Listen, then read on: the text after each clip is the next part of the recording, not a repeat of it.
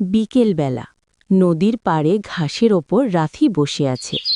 গাছে পাখিরা ডাকছে, আর নদীর পানিতে পড়ন্ত বিকেলের রোদ চিকচিক করছে।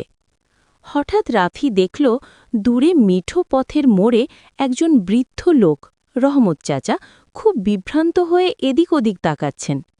রাফি তখন মনে মনে বলতে লাগল, রহমত চাচাকে তো খুব চিন্তিত দেখাচ্ছে।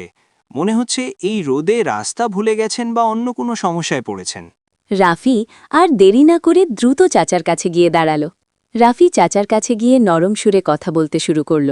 জানা গেল চাচা তার চশমাটা কোথাও ফেলে এসেছেন, যার কারণে চোখে সব ঝাপসা দেখছেন এবং বাড়ির পথ খুঁজে পাচ্ছেন না। রাফি তখন চাচাকে বলল, চলো আমি তোমাকে বাড়ি গিয়ে আসি। এরপর তারা মেঠো পথ দিয়ে হাঁটতে শুরু করল।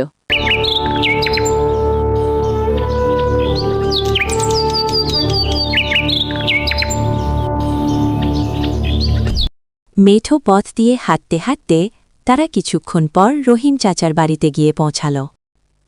চাচার মুখে তখন এক চিলতে স্বস্তি হাসি। রহমত চাচা খুশিতে পকেট থেকে কিছু একটা বের করতে যাবে, তখনই রাফি বলল, আমি কোনো প্রতিদান ছাড়াই শুধু দোয়া চাই। তখন রহমত চাচা বলল, তোর মতো ছেলে ঘরে ঘরে থাকলে কোনো বৃদ্ধের পথ হারাতে হতো না বাবা, অনেক দোয়া করি তোর জন্য।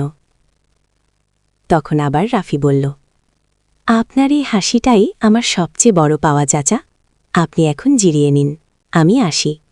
এই বলে রাফি আবার মেঠো পথ দিয়ে নদীর ধারের দিকে চলল। তো বন্ধুরা, আমরা এখান থেকে কি শিখলাম?